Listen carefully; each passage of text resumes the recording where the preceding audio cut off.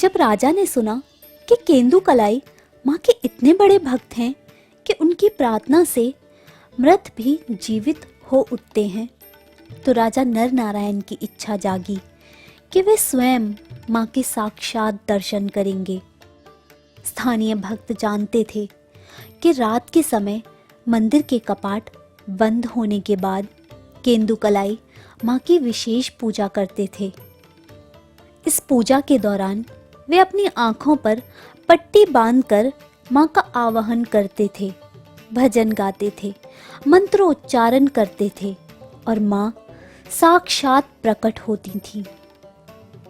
राजा नर नारायण के अत्यधिक दबाव के कारण और अपने कर्तव्यों के प्रति समर्पण के कारण केंदुकलाई अंततः राजा को गर्भगृह के एक छिद्र से माँ के दर्शन कराने के लिए ले आए।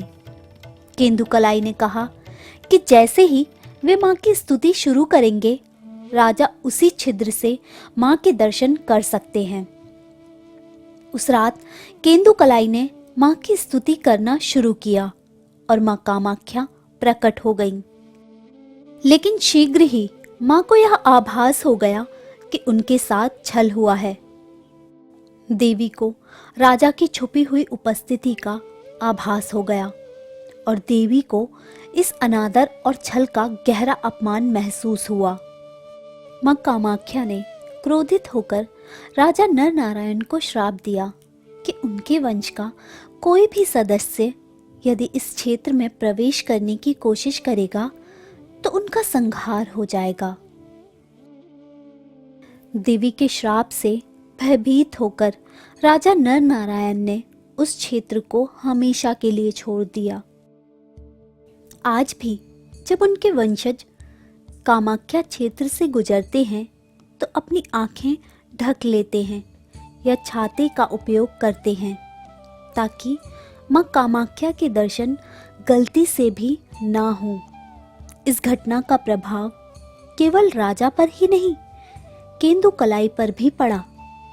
कुछ कथाओं के अनुसार देवी ने केंदुकलाई का सर धड़ से अलग कर दिया,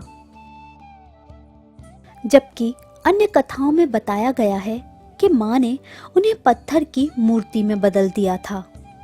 दोनों ही कहानियां माँ के क्रोध और केंदुकलाई के प्रति उनके अनोखे संबंध का प्रतीक हैं।